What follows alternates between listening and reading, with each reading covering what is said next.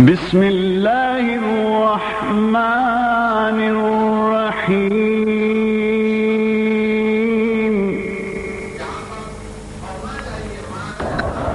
सारी जन्नत में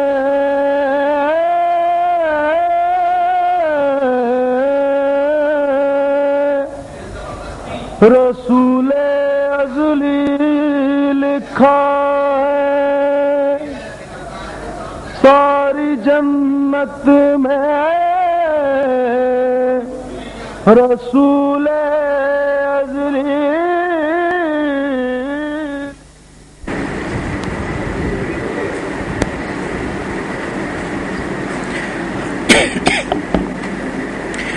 Bismillahir Rahmanir Rahim. In the name of Allah, the Merciful, the Compassionate.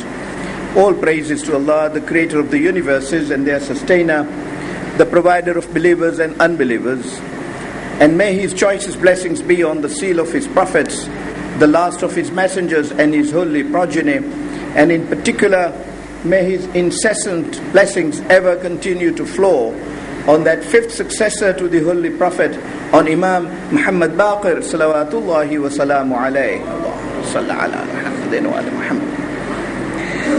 As arranged already, I propose that we spend this evening discussing the teachings of Imam Muhammad Baqir alayhi salam. We failed to devote time to the teachings of Imam Zainul Abidin alayhi salam to us, and hence I propose that we spend as much time as the program this evening can allow in discussing the various aspects of knowledge that Imam Muhammad Baqir alayhi salam left for us by way of answering questions to numerous of his questioners. Tomorrow then, inshallah, as already indicated to you, I hope we discuss how the Imam alayhi salam dealt with the Umayyads and how, in particular, the Zaidi movement started. And the Zaidis of today, how do they bear their originality and how do they come into existence?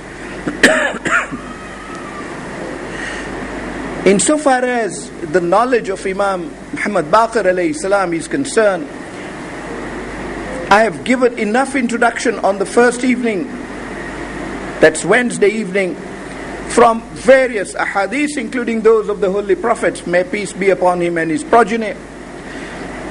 But the result was that in his time, there wasn't any scholar who would have the courage to confront Imam Muhammad Baqir alayhi salam. Indeed, the highest of their scholars of the time, when in presence of Imam Muhammad Baqir alayhi salam, appeared to be of very limited knowledge and very limited appreciation of fiqh. And indeed, Jabir al-Ja'fi says that throughout his association with Imam Muhammad Baqir alayhi salam, never was a question asked to him which he did not answer or even hesitated in answering. As I showed yesterday, questions raised by Hisham were spontaneously, instantaneously answered, and that indeed had been his style and his manner of dealing with questions. Because these essentially are people, this is a household in which they are born with knowledge infused in them by Allah subhanahu wa ta'ala, knowledge passed on to them by the Holy Prophet, may peace be upon him and his progeny himself. And indeed, it is said that on one occasion when he went to Hajj for pilgrimage, there was a queue of people from Maqam Ibrahim to the Rukn, all wishing to ask him questions. The Imam alayhi salam as a result could not make passage, but each one of them was being answered those questions. And one Yemeni who was standing there, having heard all those answers spontaneously given, announced to the people that here is the burning torch from Allah, who has sent him to us as a bright light to give us all the education we need on Islamic matters. Come and ask and gain your knowledge from this fountain of knowledge. It behoves us, therefore, I thought, that we too spend some time going through these books and gathering some of the questions that he dealt with and some of the advices he left behind for us. Advices which, or some of which, if we can follow, might make our lives happier and indeed our hereafter more assured. Indeed, of the questions asked to him, just one of his companions, Muhammad bin Muslim, a very well-known companion of the fifth Imam alayhi salam, says that I alone have asked Imam Muhammad Baqir alayhi salam 30,000 questions and have recorded the answers he has given me. You can imagine that number of questions answered from one questioner alone. But you can imagine the capacity of that questioner, the depth of that questioner, to be able to have those questions at his disposal troubling him, and he putting them over to the Imam alayhi salam in that short span of his life, 19 years or so of imamah, and within that time only one person was answered 30,000 questions. Jabir bin Yazid al-Ju'fi says that I have learned 70,000 hadiths from Imam Muhammad Baqir alayhi salam. 70,000, and have made a record of them all. So you can imagine how many books must have been written on the ahadith of the Holy Prophet, of the Imam, on tafsir of Quran that Imam Muhammad Baqir alayhi salam taught all through his life. And good number of them are extant till today. It is unfortunate that not all of them are available to us. For example, the commentaries on Quran that Imam Muhammad Baqir alayhi salam wrote are not available to us in their fullest form. But passages from it quoted by other mufassirin of that time have therefore through that route become available to us. One of the questions asked to him was, what is it?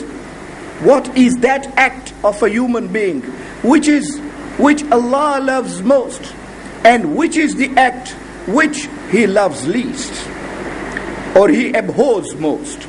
And he said, what Allah loves most is bondage amongst family members. Now, I've already discussed this when talking about the fourth Imam alayhi salam and even fifth Imam alayhi salam, and therefore I will not detain you.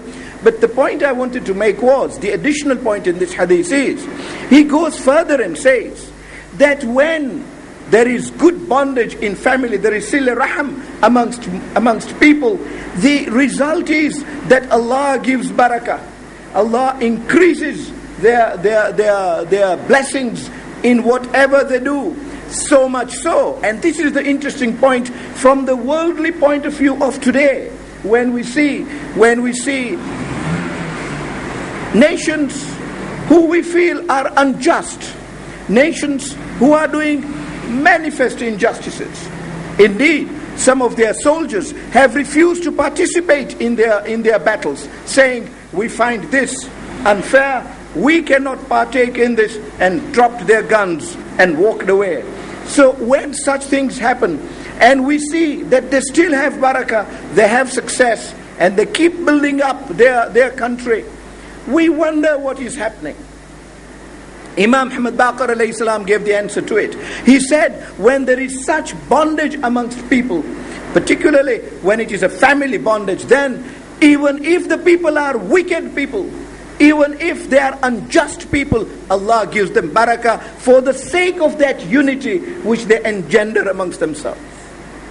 I thought that was a sufficient lesson for us to carry home for tonight. If we in our communities, we in our families engendered that quality, our community should prosper much quicker, as Imam Muhammad Baqir alayhi salam has pointed out, saying that indeed is the way to progress, and that is a promise Allah fulfills even in respect of wicked and unjust people. And that is how communities prosper. We have heard the war slogan, the Second World War slogan of Winston Churchill, united we stand, divided we fall. We take them as political slogans, but indeed there is religious significance in it, as taught by the fifth Imam alayhi salam, because his teachings spread across all fields, political, scientific, astronomical, astrological, whatever branch of knowledge that he was asked about. But the few things I wish to start with this evening are how leaders, not members, but leaders of other sects approached him and how they dealt with him. And the first I want to deal with is Abu Hanifa. Abu Hanifa was a student of Imam Muhammad Baqir alayhi salam. How he ultimately comes to form his own sect, and the Hanafi sect regard him as their leader, is part of history in itself. One would have thought that if he was at all times the student of Imam Muhammad Baqir alayhi salam and continued to consult him on matters which baffled him, and said he was never flattered sitting with any alim except Imam Muhammad Baqir alayhi salam, one would have thought they would want to join the school of the teacher of their teacher. Indeed, on one occasion he sits with Imam Muhammad Baqir. He was asked, "Do you know Imam Muhammad Baqir alayhi salam? And have you had occasion to meet him?" He says, "Yes, I've asked him a number of questions." But he told his questioner, "But I will mention to you of only one. I asked him, does God ask sins of his creatures?" Because as you know, there is that school of thought, and Muslims believe in that till today. They say, "Khairum min Allah wa sharrum min Allah." Allah destines everything. If you do any good, it's Allah's will that you do good. And if you do any evil, it is Allah's will that you do. And what a contradiction. How can Allah wish that any evil be done by any human being? And indeed, as we shall discuss next year, Imam Jafar Sadiq alayhi salam said to one of his questioner, how can Allah destine, how can Allah command a human being to do evil and then put him in hell for having done that evil? And how can Allah command a human being to do good and then give him heaven for that good? What has that human being achieved on his own to deserve that reward, be it heaven or be it hell? However, when that question was asked by Abu Hanifa to Imam Muhammad Baqir alayhi salam, Abu Hanifa says the answer was spontaneous. And he said, "I have never heard an answer given so convincingly and yet so briefly." We always say that words of meaning come in small phrases. One does not need to be verbose to be effective, to tell the answer one wants to put across. When the question was asked, does Allah ask sins of his creatures? The spontaneous answer was, why do the creatures make their sins? Do they perform these sins forcibly? Does anybody force them to commit sins? If they are not forced to commit sins, then obviously they commit the sins on their own volition. Who has seen that he has committed sins by pressure of other beings? Of course, political pressures are of a different nature.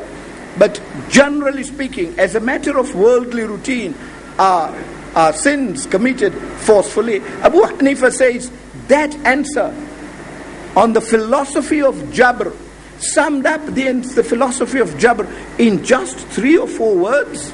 The philosophy of Jabr is the philosophy that if you sin, it is Allah's will, so you are doing it out of pressure, and hence out of destiny, not pressure, out of destiny, and hence you are not answerable for it. It was a theory concocted in order to acquit Yazid of having killed Imam Hussein alayhi salam, that all this was from Allah.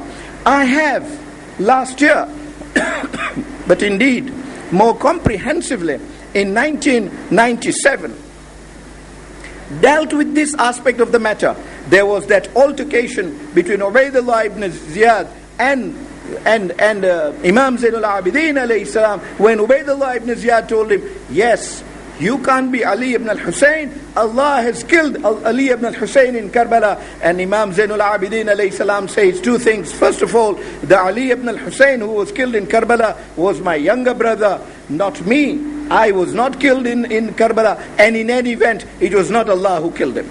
it was your man who killed him. And he exchanged verses of Quran, which I dealt with in a full discussion with you of the discussion that Imam Zainul Abidin alayhi salam had with Ubaydullah ibn Ziyad on that particular point.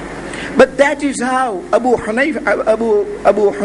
Hanifa remembers Imam Muhammad Baqir alayhi salam. Then the next alim about whom I wish to talk to you is Qatada. Qatada was an expert in jurisprudence from Basra.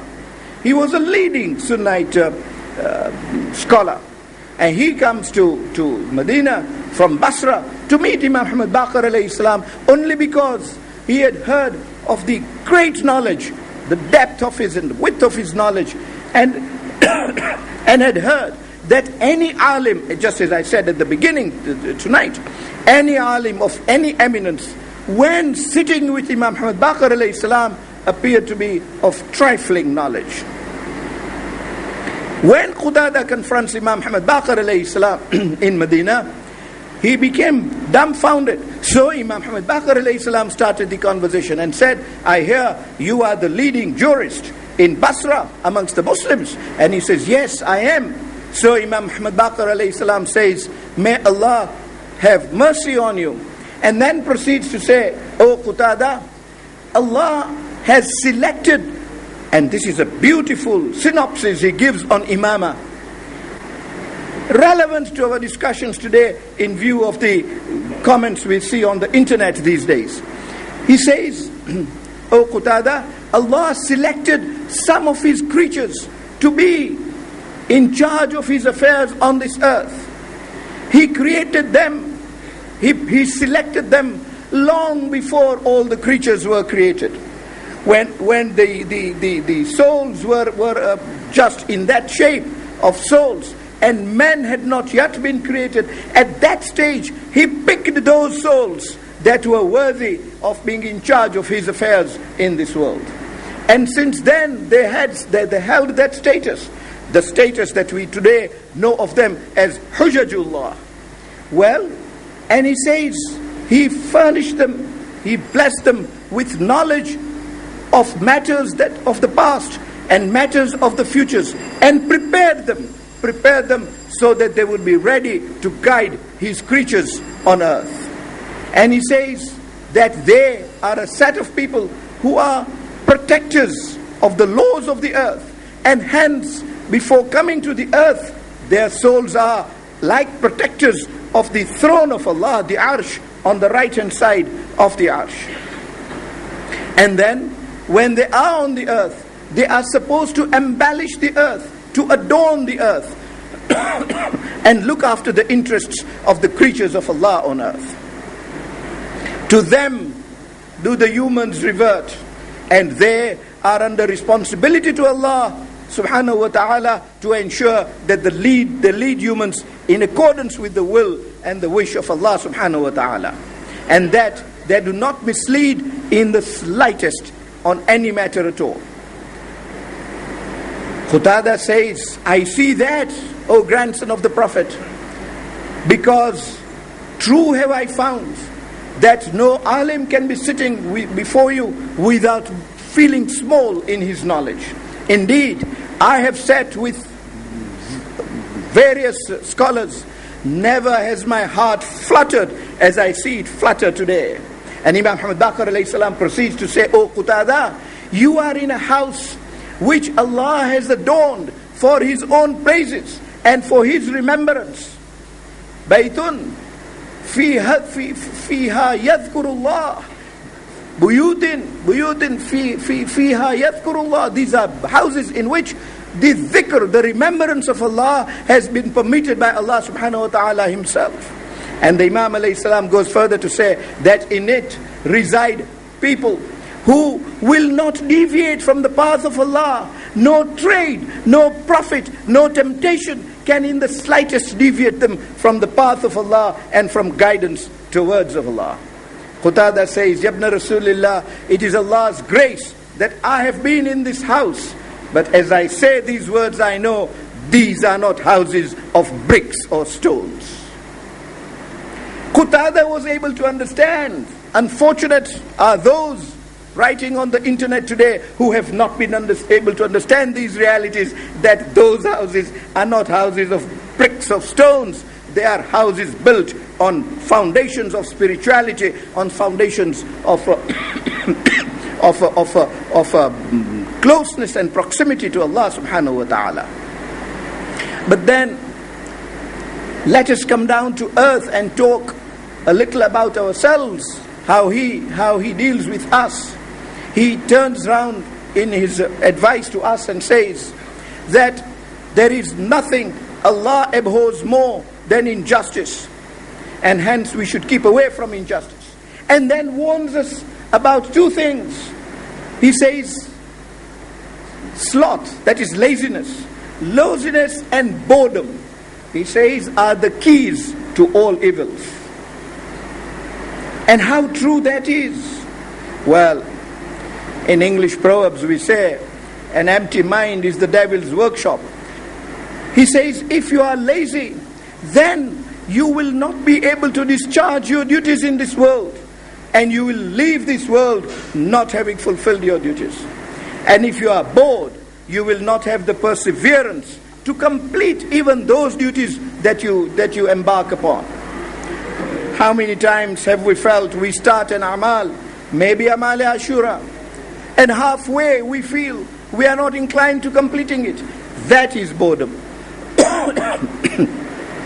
Imam Muhammad Baqir alayhi salam says those two are keys to all evils, because once you leave the obligation and do not persevere in it, your attention then will be distracted to matters of evil. And these then, he says, are the keys to all evils. And we've got to make sure that we keep away from those two matters. Then he is asked about a Shia. Our gratitude to Jabir ibn Yazid al-Ju'fi for that question, that who is your Shia? And the Imam alayhi salam says, our Shias are those who are perseverant in obeying Allah subhanahu wa ta'ala and in keeping away from all prohibited matters. They are people who are by nature humble, because it is only in humility that they are able to succeed in remembrance of Allah profusely. They are people who remember Allah extensively. وَذَكَرَ اللَّهُ كَثِيرًا, as Quran says. And that is indeed a qualification of a mu'min according to Quran. They are profusely in remembrance of Allah. Last night we had opportunity to examine how that can be done. Not an exceedingly difficult matter. The sixth Imam alayhi salam taught us how the fifth Imam alayhi salam did it. He said he would remember, that is the fifth Imam alayhi salam would remember Allah as he walked. And that is not a tiresome job. We say Bismillah anyway before we start walking. And we say Subhanallah as we walk. And we say Subhanallah when we see beautiful things on the way. Remembrance of Allah as we walk. He says he would remember Allah when he sits to eat. And don't we have a system of saying Bismillahir Rahmanir Rahim before we start? All we have to do is to put in that consciousness that indeed it is remembrance of Allah with which we start, and our Alhamdulillah at the end of the meal is indeed in remembrance of Allah. That enables us to fall into that category. When we talk with each other in our conversations, he says he remembered Allah when he went to sleep, he remembered Allah, and when he did remember Allah, he remembered Allah consciously. Well, Imam Muhammad Baqir alayhi salam says that is one of the qualities required of us to become Shias, that we remember Allah profusely, that we recite Salah profusely. It does not end merely with the 17 wajib rakat, that we indulge in nafila as well, because Shias do that according to the Imam. He says they fast profusely, they keep many fasts, not only the obligatory one, but the optional ones as well. And he says they never falter in paying their zakah. The next thing he says is that our Shias are those who, when an amana is kept with them, they are diligent in making sure that they preserve those amanas, look after them, and return them in good time.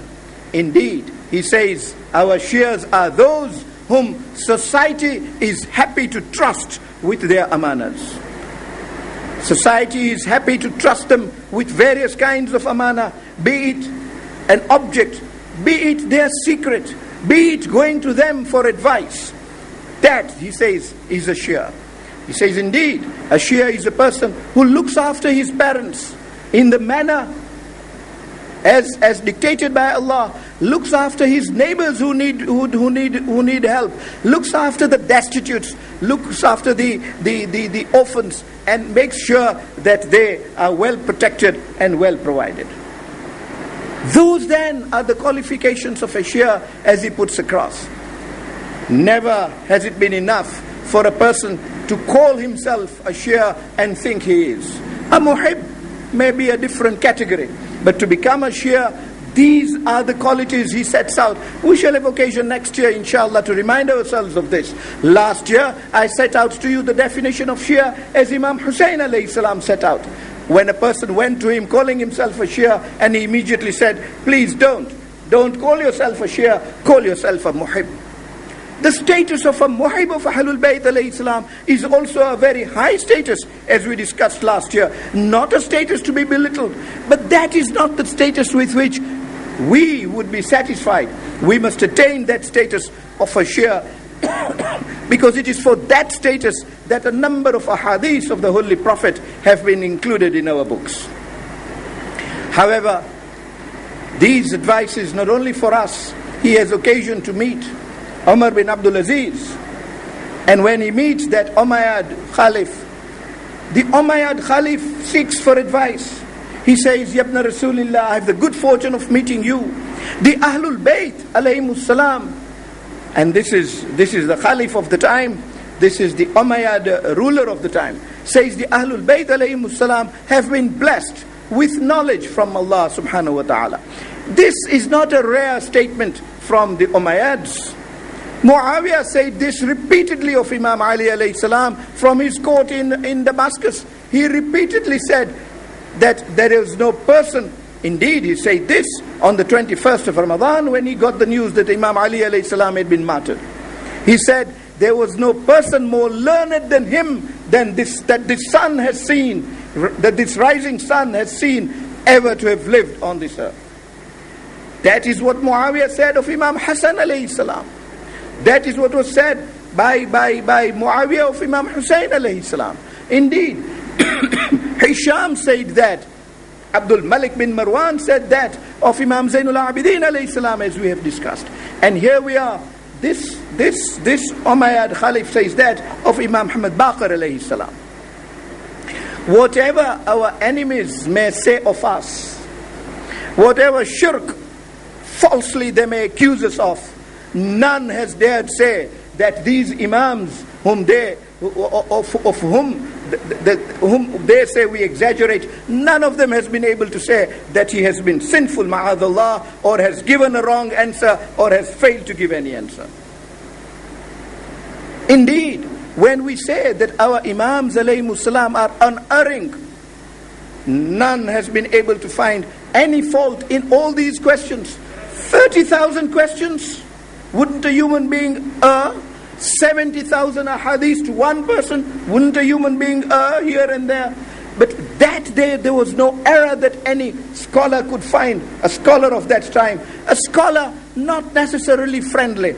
Hostile scholars were greater in number in the time against Imam Muhammad Baqir alayhi salam than those who were friendly to him. But they all gathered to obtain knowledge from him.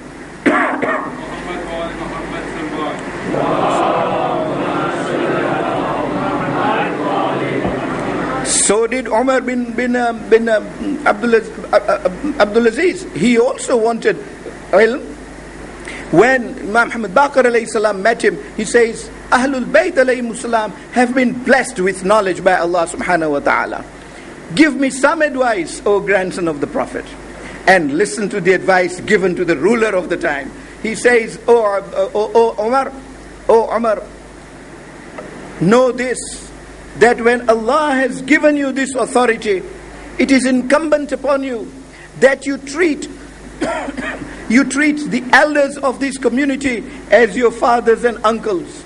You treat the youths of this community as your brothers, and you treat the children of this community as your own children. And if you treat them like that and give them the kind of service your parents would need, the kind of service your brothers would need, and the kind of service you give to your children, if that kind of service is extended to them, you can then feel you have fulfilled your duty as a Khalif.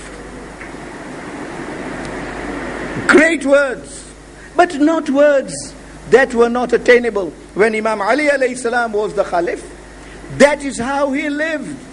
He never spent a night in his house without going to the house of each orphan, making sure that each orphan had food to eat, making sure that each widow had food to eat, making sure that every poor man had sufficient sustenance. And Baytul Mal was cleared in a way in which each person got his due share. Each was respected as an elder, each was given the kindness of a brother, and each was kindly treated as a younger child. Well, that then was the advice Umar needed and was given to him lavishly. But then there are other advices that the Imam alayhi salam gave, which we might find more pertinent to ourselves too. For example, in one of his sayings he says, there is no mixture of qualities better than the mixture of ilm ba hilm. That was his standard of Arabic. But put into English, he says there is no mixture better than that of knowledge and forbearance, knowledge and patience. And how true that is of us today. Ask me how tough it is to appear before a judge who may be very knowledgeable, very learned in the law, but very impatient, most impatient to hear your submissions. Ask that patient how it is to go to that consultant, orthopedic consultant or cardiac consultant, who is extremely learned in his field, and yet has no patience to sit and explain to you exactly why you have your pain, how your pain will go, how you must treat yourself, or what you must do to yourself. That doctor is appreciated by the patient, who not only has the knowledge to treat the ailment that he is called upon to treat, but has also the patience, the forbearance to deal with the patient, to explain things to him in a manner that befits the patient and enables him to know exactly the ailment from which he is suffering. Same is true of an engineer, and indeed same is true of a businessman. When you go to purchase things from a shop, you do not only want the shopkeeper to have full knowledge of the article he is selling to you. You need to ask him questions as to how you wish to use that product. And you expect him to have the forbearance to answer that question. And what to say of an alim who has knowledge but is rude? Who has knowledge, but the moment you ask him a question, he will say, oh, you are a kafir to ask this question. What use is that alim? Hence the Imam alayhi salam says that ilm is deficient if it is not coupled with hilm, with forbearance, with patience in dealing with people. And then he says, three qualities are preeminent in the life of man in order to secure a happy living. Firstly, he says, he must have insight and comprehension of religion. Because if he does not have insight of religion, he will be moved away from the straight path into dealing with superstitious things. Smaller things that are unimportant bear great importance. And we see that in our communities also. Matters that are not of great significance are given huge significance. And those that are important are not dealt with that degree of importance that is necessary. Sunnat a'mal might be done till late night, only to find that the Fajr wajib namaz is made qada. Now that is lack of insight into religion. If sleep is necessary to wake up for Fajr prayers, sleeping has more thawab than Sunnah namaz. And yet, if that Sunnah namaz can be combined with Fajr at its proper time, then of course the reward is manifold for those activities. But it is important to know, to have a true insight as to what is the rule of religion, what is the rule of fiqh. Indeed, when we talk of fiqh, the founder of usulul fiqh, today one cannot become a marja, one cannot become a mujtahid without mastering not fiqh you and I know, but mastering usulul fiqh, the sources, the principles of fiqh, the principles from which fiqh is derived, the sources from which it is extracted and inferred. The person who laid foundation for that knowledge is Imam Muhammad Baqir alayhi salam, developed later by Imam Muhammad Ja'far Sadiq alayhi salam.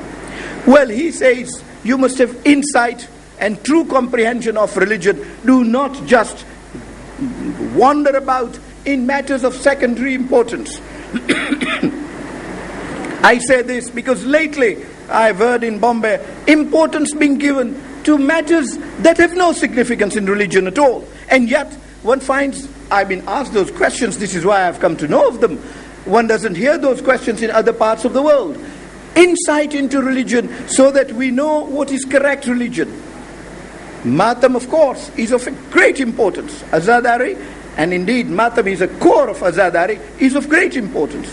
But not at the expense of Salah. Now, we saw yesterday how Sa'id bin Abdullah gave his life so that the Imam could lead his prayers. Zuhair ibn Qayn was doing exactly that. And whilst rays of arrows were being thrown at Imam Hussein alayhi salam, he was busy leading his salah. But indeed, insight into religion, it was then not Salatul Zuhr, it was Salatul Khawf. Insight into religion which led into that change which was so necessary. And indeed, the person who came to the Imam alayhi salam asking for salah was an ordinary person. He was no Imam at all. He was Abu Tamama. He, in his knowledge of Dhuhr, saw Dhuhr had arrived and turns round and says to the Imam alayhi salam, it is now Dhuhr. And the Imam alayhi salam says, ذَكَرْتُكَ الصَّلَاةِ جَعَلَكَ اللَّهُ مِنَ الْمُصَلِّينَ. Well, Imam Muhammad Baqir alayhi salam says, for your happiness in life, so that you do not get unnecessarily fluttered by rules of religion which are really not binding, which are really not necessary to comply with, and you do not miss out on those that are important to fulfill. One must attain insight, true insight into the rules of religion. And the second thing he says is that you must be vigilant to forgive him who has done an injustice to you. Not only one who has abused you, but one who has done an injustice to you. A partner who has eaten away your share. You be fair to him. The teaching, of course, is, and greater teaching on this by Muhammad Ja'far Sadiq alayhi salam, which we will deal with next year inshallah. The teaching is, do not betray him who has betrayed you. For otherwise, what is the difference between you and him? And you become liable on the day of judgment to answer for your betrayal. You might find yourself in worse position answering for your betrayal than would he be answering for his betrayal. So Imam Muhammad Baqir alayhi salam says, make sure that you can be forgiving to him who has done an injustice to you. Because there is nothing Allah loves better than seeing his creature forgive him who has done injustice to him. What wonder that should be the lesson in respect of Allah subhanahu wa ta'ala. Because we are unjust to Allah day in, day out. And yet we expect him to forgive us. Not only that, we expect him to continue being merciful. And we are indeed unashamed about it. We sin today, become conscious when we are saying our salah. And this is why salah is important. When Quran says, Inna salah tanha anil fahshai wal munkar, that salah separates you from forbidden things and indecent things. How does it separate you? This is one of the modes in which Salah does it. When you stand to say Allahu Akbar, you remember that wrong you did. The moment your Salah is over, you say, Allah, I did that. You know why? Not deliberately, not to defy you, my weakness, whatever it was, my temptation, whatever the reason was. And you make your tawbah. Next day we repeat it. But next day we expect him again to be kind to us. And we say to him, I committed that sin yesterday, I've committed it today too. I will not commit it tomorrow. And indeed we try and keep that promise, because that is how we feel Allah then will forgive us for the first day and the second day. But we expect him to forgive us repeatedly. We are unjust to him. We not only expect him to forgive us, we expect him to be merciful to us. That expectation comes true from Allah subhanahu wa ta'ala when we do exactly that to our other human beings. And we forgive them who have been unjust to us. But the third thing that Imam Muhammad Baqir alayhi salam says is this. He says, be frugal in your expenditure. Keep count of how much you will earn. And make sure that you do not, under any circumstances, spend more than what you have earned. If today, by necessity, you have spent more than today's earning, you must make sure that tomorrow you will spend less from your earning, so that deficiency is immediately made up. Now that piece of advice from our Imam alayhi salam can indeed make our life here so happy and our life hereafter so happy. Because then there will be no debts, there will be no wrongful taking of other people's properties, there will be no unlawful behavior on our side, because we will be living within our means. That old English saying, cut your coat according to your cloth, is so true today as it always was. And it's amazing that Imam Muhammad Baqir alayhi salam should have gone out of his way to give us that advice. What I found interesting in the study of that saying was that he should be coupling that with us not doing injustice to others and us learning the insight into religion. Because it is true insight of religion that we earn lawfully and we spend lawfully. Because spending unlawfully, spending extravagantly, again is a matter for which there will be accountability to Allah subhanahu wa ta'ala. And the next thing he says is that an alim from whom the population gains benefit is superior to 70,000 abids, 70,000 worshippers. Now, one can see the importance of knowledge that Imam Muhammad Baqir alayhi salam conveys in this particular saying. How important it is that we obtain knowledge, that we become alims ourselves, who learn the law, learn the jurisprudence. And it is not a big problem. We can be working full day and learning jurisprudence in the evenings or at weekends, and there are establishments that cater for that sort of thing. But enough to be able to know the religion ourselves in order to live lawfully. And then he says something very interesting. He says haya, shame, is part of faith. He says shame and faith go together. They are coupled. And then says a very serious thing. He says he who has lost his shame will lose his faith also.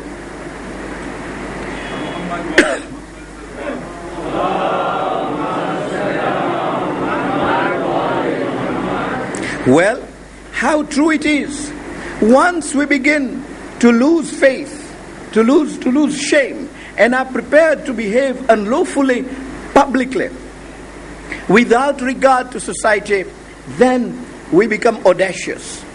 And that audacity to behave as you like is what makes you feel you really now can behave even against the orders of Allah, and takes you away from faith.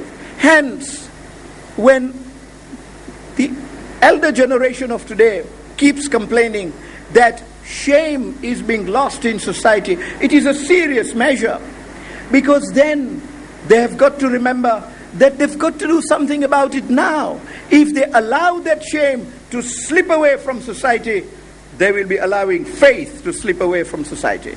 Hence, I thought it was important that in these days and times we discuss that hadith of Imam Muhammad Baqir alayhi salam, and make ourselves conscious of how much shame is left in the community.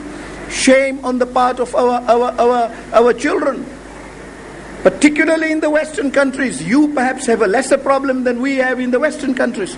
Shame on the part of the youths and how they behave. Shame on the part of our ladies and younger ladies and how they behave. And indeed, even some of our elders are beginning to lose shame. Their behavior, the method of conversation, we are losing that cultural basis, that Islamic basis of communication with each other. And indeed, things in the West are becoming so bad, hopefully it is not so with you here, that it becomes hard even to do amr bil ma'ruf. One hesitates to correct a youth when one finds that a youth is doing something which is improper in religion, and does it shamelessly. Hence, it is a matter of a great concern that people should be able to behave within culture. Unabashed behavior only leads to Yazidism.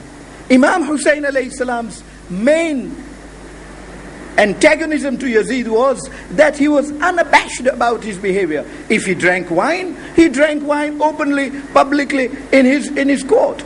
If he played with dogs the way he did so then. If he had women dancing, he did so in his court, publicly. And that public demonstration, Imam Hussein alayhi salam said, will give audacity to society to do it. And once society starts following the example of the Caliph, Islam would have lost its significance altogether. Same in a smaller degree applies to us, and we have got to arrest these actions in good time so that we apply our brakes before accidents occur. The next thing that I wish to bring before you is humility. Today the teaching is that we should be confident. Indeed, we should be confident, but we should not be arrogant. That fine difference between confidence and arrogance must not be lost sight of. And that is the danger into which certainly our Western society, hopefully not yours, but the Western society of ours is slipping into. And lest it comes here, we've got to guard against it in good time. I've had occasion to say about these things in United Kingdom, in States and in Canada, because it can become very serious. It is humility, Imam Muhammad Baqir alayhi salam says, that makes you a Shia. No person is a Shia who has no humility, because it is that humbleness, as I've already said in his previous hadith, that enables dhikr to become kathir, to become excessive. Indeed, he says that if you have humbleness in you, if you have humility, you will be able even to take a place which is lower than your dignity demands. And you will not feel it, you will accept it, and society will respect you for it. But all the more important, he says, if there is humility in you, you will be able to be the first to make salam. And that capacity to be the first mu'min to make salam to your brother has its own value and virtue in the eyes of Allah subhanahu wa ta'ala, let alone in the eyes of society. But that brotherhood that salam creates is fostered in that way by the mu'min feeling another mu'min is saying salam to him. True, the rule the Holy Prophet has taught is that the young must make salam to the elders, but the Holy Prophet himself made salam to the children, so that habit is cultivated in them, so that they feel that they are part and parcel of society. And it went on and on in that way. But then, let me, before time passes, deal with a few matters of jurisprudence that he dealt with. Asked about Allah, an atheist goes to him and says, from when did Allah begin to exist? And he answers that question beautifully. He says, but when did Allah not exist? That is the question. When did he not exist? He existed when nobody existed. He existed when nobody existed, when nothing existed. And he will continue to exist when nobody will exist. Allah is not an entity that would ever not exist. That entity is such that it is omnipresent, it is always present. And then another comes, Abdullah bin Sinan, and says to the fifth Imam alayhi salam, he says, whom do you worship? And the Imam promptly says, I worship Allah.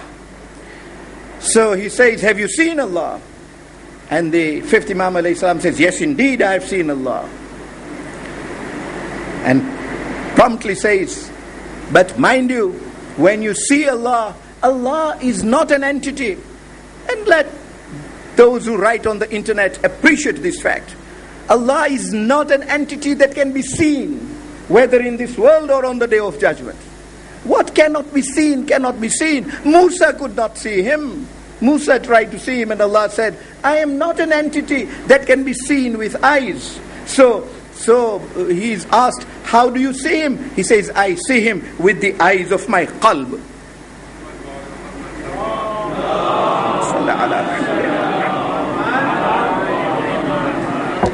And I don't mind how you translate that word qalb. I deliberately use the Arabic word. You can translate it as heart. I see it with the eye of my heart. I like to translate it as the mind. I see it with the eye of my. I see him with the eye of my mind. He says, Allah has signs, and you see Allah from the signs, as He says in Quran. He says Allah is logic, and you see Allah and understand Him through logic and through reason, through dalil, and not through qiyas, not through ponderables, not through probabilities. That is not how you assess Allah at all. You understand Him through reason and through logic. And indeed, that atheist leaves him saying, Wallahu ya'lamu haythu yaj'alu risalatah. Allah knows best where to repose His message so that it is conveyed to the people. And indeed, that is how we understand Allah, and that is how we worship Allah. And then there is that person who comes to the Imam let me deal with Abu Basir. Abu Basir was a blind man. He comes to the Imam alayhi salam and says, I wish to understand the position of you Imams. Is it true, as I have heard, that Allah has specially selected you group? And the Imam says, yes. And he says, you are descendants of the Prophet in a way in which the Prophet inherited all the previous prophets. And the Imam alayhi salam puts him right, says, well, the Holy Prophet inherited all the ilm, all the knowledge of all the prophets. And that knowledge which the Holy Prophet inherited from those prophets through the auspices of Allah subhanahu wa ta'ala, He passed on to us. And therefore did we come to have that knowledge which those prophets had by that process which Allah laid out in communication to us. Hence one finds that Imam Muhammad Baqir alayhi salam, when people asked the fourth Imam alayhi salam, that what does Baqir mean, Baqir of what? And he said, Baqir of ilm. And when asked, Baqir of what ilm? The fourth Imam alayhi salam says, Baqirul ilmul anbiya, or knowledge of all the prophets. He will rip open and get the insight into it and distribute it and expand it and elevate it. Well, then Abu Basir says, you have the knowledge therefore of the things past and things future. And he says, yes. And this is through Allah. Allah has given us that knowledge. And to the extent that He has given us that knowledge, we have that knowledge. And he says, you can even cure people with diseases. And the Imam says, yes, He has given us that capacity. We know what is the disease from which the person suffers. We know the source of that disease. And we know how to treat the source of that disease. And we have that capacity in our hands through that knowledge that Allah has given us. And Abu Basir says, you can even deal with the dead in that way. And he says, yes, we can even deal with the dead in that way, as Nabi Isa alayhi salam used to deal with them. And then says Abu Basir, how far will you go? Come close to me. When Abu Basir goes close to him, he spreads his hands on the eyes of Abu Basir, and Abu Basir says, I immediately began to see everything. I saw the mountains for the first time. I saw the land. I saw buildings for the first time. I said, Yabna Rasulillah, in a twinkling of an eye, you have given me all this sight. And the Imam alayhi salam says, yes, Abu Basir, now the choice is yours. Remain with this sight and be answerable for everything you see. Every haram thing you see, you will become liable and answerable. Anything you should not see and you see, you will become answerable. Everything halal you see, you will become answerable. It may be halal to see a miskin, and when you do not give him anything, you can give him. Again, you may. Imam Muhammad Baqir alayhi salam says, Abu Basir, if you want the choice, I will give that choice to you. But if you want to remain blind and go to Jannah, I will revert you. That is the great thing. That is the great thing in life. When Fir'aun said to Nabi Musa that your stick ate away those snakes, now revert those snakes. Nabi Musa said, no, I cannot revert those snakes. What my stick has done, has done. Look at the Baqir of Ilmul Anbiya. With him it is different. He says to Abu Basir, if you want me to revert you to your blindness, I can do so now. Abu Basir says, yes, Ya Ibn Rasulillah, I would rather go back to that blindness. And Imam Muhammad Baqir alayhi salam spreads his hand again, and Abu Basir is the same blind man that he ever was. That is the significance of this person. He is asked about the Prophet. He is asked, and indeed this question was asked by Jabir. He says, Ya Ibn Rasulillah, what is it? What is it that is depends on the Prophet and the Imams alayhimus salam? And the Imam alayhi salam says, the very existence of humanity depends upon the Prophet and the Imams alayhimus salam. He says, Allah readily would send punishment for the way man is behaving. It is the presence of the Holy Prophet on earth that stops him. He does not send adhab on earth only because he has his hujjah on earth. Hence are we grateful for the presence of the 12th Imam alayhi salam on earth today. Because it is through his presence that adhab from Allah is being averted. His prayers, his supplication to Allah that leads us to this. And indeed, a person turns round to him and says, the Holy Prophet is said to be illiterate. And alas, that many Muslims even today believe that the Holy Prophet was illiterate. The Imam alayhi salam says, no, that is false. And curse on him who says that the Holy Prophet was illiterate. And recites that ayah of Surah Jum'ah. بَعَثَ فِي الْأُمِّيِّينَ رَسُولًا مِنْكُمْ يَتْلُو عَلَيْهِمْ آيَاتِهِ وَيُزَكِّيهِمْ وَيُعَلِّمُهُمُ الْكِتَابَ وَالْحِكْمَةَ وَإِنْ كَانُوا مِنْ قَبْلُ لَفِي ضَلَالٍ مُبِينٍ. That he was sent, بَعَثَ فِيكُمْ, we sent amongst you a Rasul, a messenger, so that he teaches you, يَتْلُو عَلَيْكُمْ آيَاتِهِ, he recites to you his verses. How does an illiterate person recite? يَتْلُو عَلَيْكُمْ آيَاتِهِ وَيُزَكِّيهِمْ, so that he purifies them. وَيُعَلِّمُهُمُ الْعِلْمِ وَالْحِكْمَةِ, and teaches them knowledge. How does an illiterate person teach? And the Imam alayhi salam asks those questions and says, cursed is he who feels that the Holy Prophet was illiterate. Indeed, in 1998, we discussed this very subject on the literacy of the Holy Prophet and dealt with this very ayah which the Imam alayhi salam deals with.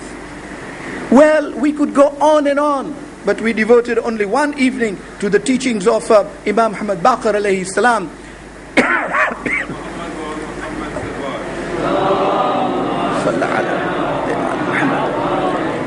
Well, but those teachings spread through the Ahlul Bayt alayhimus salam. One of those people who was a mufassir in the Ahlul Bayt, not being an imam, was Hazrat Abbas alayhi salam. It is said of Hazrat Abbas alayhi salam that his knowledge was so wide that ulama of his time who could not get to two people, who could not get to Imam Hussein alayhi salam or could not get to Muhammad Hanafiya, would go to Hazrat Abbas alayhi salam. And he was an exegist. He knew the Quran inside out and the tafsir of Quran inside out. And hence, nobody in Karbala knew the essence of Imam Hussein alayhi salam, knew the true mission of Imam Hussein alayhi salam better than Hazrat Abbas alayhi salam. And hence one found that at every stage and step in Karbala, he was next to Imam Hussein alayhi salam. We saw last year how when Imam Hussein alayhi salam left Medina, and even before that, when he went to the government house, Hazrat Abbas alayhi salam was with him. But at every stage, you find him standing next to Imam Hussein alayhi salam on the way. Even when they galloped along, Hazrat Abbas alayhi salam is always there. When Hur came, he was always there. When tents were put, he was always there. When Imam Hussein alayhi salam, this is clearly reported, went to have these private communications with Umar ibn Sa'd, which we discussed last year, Hazrat Abbas alayhi salam always went with him. When the communications were to be in camera, he kept a safe distance. He kept a safe distance so that he did not hear the conversations. And Umar ibn Sa'd could discuss freely with Imam Hussein alayhi salam, but in good distance to keep a vigilant watch on the safety of Imam Hussein alayhi salam. And indeed, even when the battle started, at all stages he remained with Imam Hussein alayhi salam. Indeed, it is said that when every martyr fell and sent final salam to Imam Hussein alayhi salam, Ya Aba Abdullah Adrikni, the first person to be ready to go with Imam Hussein alayhi salam was Hazrat Abbas alayhi salam. Lest anybody should attack Imam Hussein alayhi salam as he went to the body, lest whilst he is engrossed with his companion who is dying, somebody should attack him, lest any stray arrow should fall on him, Abbas would be there to take it. And to him, it was a great service to Allah that the chosen representative of Allah be protected on that way. Hence these numerous titles of Abbas alayhi salam. Today, he is Babul Hawaij. He is the gateway to the fulfillment of our wishes. Tonight we pray to Allah for the sake of Babul Hawaij that may He hasten the reappearance of the 12th Imam alayhi salam, so that this tragedy of Karbala is properly handled by Imam Hussein alayhi salam and the 12th Imam alayhi salam together during Rajab.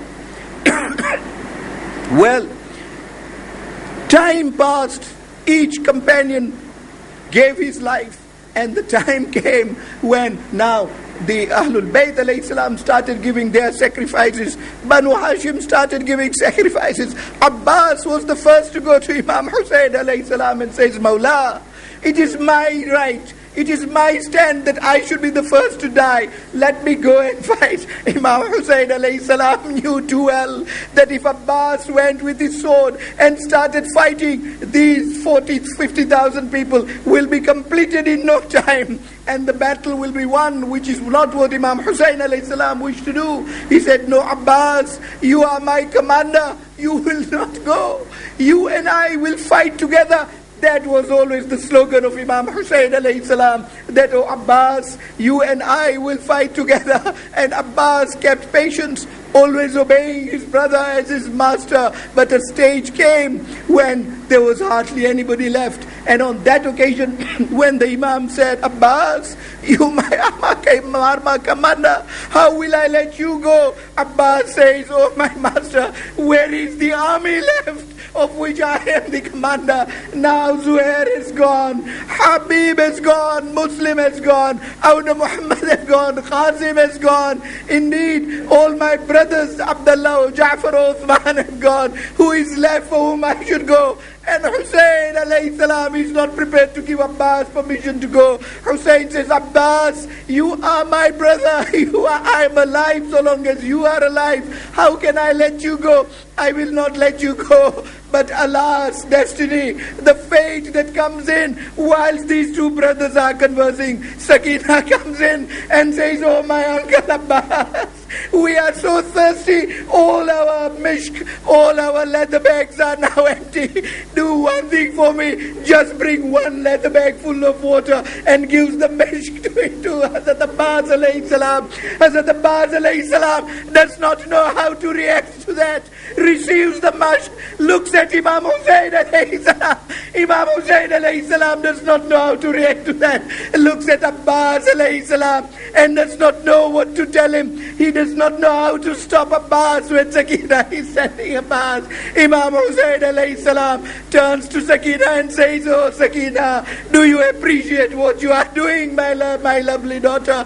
And Sakina says, but oh father, my little friends are all so thirsty. I cannot bear to see them. They need water. Let uncle go and bring water. But as Abbas goes, Imam Hussain alayhi salam takes the sword out. Hazrat Abbas looks at him and says, Mawla, how do I get to Euphrates without the sword? And Imam Hussain alayhi salam says, for you Abbas, your spear is enough. Abbas yet goes, kills 800 people, gets into the water of Furat. And the first thing that Abbas does is, he takes water in his hand, and in his cup of hand, takes water and says to the Yazidites, and says, oh army of Yazid, if you thought you will deprive us of water, here is water in my hand. Can you dare stop me from drinking it? And then throws the water into the river, saying, this water is haram for me, so long as Sakina is thirsty, so long as my master Hussein is thirsty. Words very well known. Nafi' bin Hilal said that, Burer said that. Now golden words from Abbas. He says to his horse, you can have the water. You are thirsty as much as me. You are perhaps more thirsty. You have the water. You can drink water. Ye pani hum aale Rasool pe haram hai. This water is forbidden to us, the progeny of the Prophet. You can drink. But look at the horse of Abbas. The horse lifts his head, looks at Abbas and says, when you are thirsty, I will not drink either. The mashk is filled, and Abbas now comes out. Now Abbas has a mission to fulfill. And now Umar ibn Sa'ad says, if this water gets to the tent, our mission will be lost. All gather together to attack Abbas. And it is said Abbas killed numerous people at that time. But in one tree, Nawfal bin Arzaq hides. And as Abbas passes, severs the right arm of Abbas. Now the right arm is severed from the shoulder. Abbas loses that arm. That is the arm in which he was holding his spear, with which he was fighting. Abbas, and the mashk was on the right too. Abbas immediately takes the mashk onto into his left arm, and moves the spear into his left arm before he loses the left arm. Now there is the alam in the left arm. There is the mashk in the left arm and the spear. And look at this valiant commander of Hussein. He still fights, and numerous heads were cut off by Abbas in that fight. But then comes the Hakim bin Tufail, and he severs the left arm too. But look at the bravery of Abbas. Now Abbas has lost both his arms, but as that happens, those precious things are preserved. Hence that alam of Abbas remains standing till today. The alam of Abbas remains standing, because even then he protected that alam. He kept it aloft. He held it by his chest, and indeed held the mashk with his teeth. Now the mashk is exposed to the enemies, and there goes the arrow of Hurmala. And when that arrow goes onto the fish and the water is sprinkled, Abbas loses his faith, says, oh Allah, what do I live for? What do I now live for if there is no water? The next thing is, he gets a big blow on his head. Allah, Abbas is not able to balance himself. Hussein in the tent now sees that alam shaking. So long as the alam was erect, Hussein knew Abbas must be alive. When that alam started shaking, Hussein started shaking. And indeed, when that alam fell, Hussein bent down too, saying, oh Abbas, Al-An in kasara dhari wa qillata hili. Oh Abbas, you have broken my back. As alam cannot stand, I cannot stand erect either. You have broken my back, Abbas. All my hopes are cut short. But Imam Hussain alayhi salam gallops along. It is said that in that short battle, Imam Hussain alayhi salam killed 800 people. But as he galloped on to the body of Abbas alayhi salam, killing these enemies, These enemies started saying, Al-Aman yabna Rasulillah, we seek your refuge, O grandson of the Prophet. Knowing how merciful the grandson of the Prophet was, Imam Hussain alayhi salam turns around to them and said, you have killed my brother, you have killed my brother, and are now seeking aman from me for it. But soon Zuljanah stops. When Zuljanah stops, Imam Hussain alayhi salam says, Zuljanah, I must get to Abbas before he dies. Zuljanah, don't delay me. Zuljanah says, looks down. As the Imam looks down, there is the first arm of Abbas. Imam Hussain alayhi salam picks it up, kisses it, goes on. Zuljanah pauses again. He picks the second arm, and when he comes to Abbas, Abbas is breathing his last. Abbas says, Mawla, I cannot see you. My last ambition before I die is that I see you. And Mawla says, why can't you see me, Abbas? He says, there is blood in my eyes. Imam Hussain alayhi salam takes the head of Abbas and keeps it on his laps. He clears the eyes. Abbas starts crying. Imam Hussain says,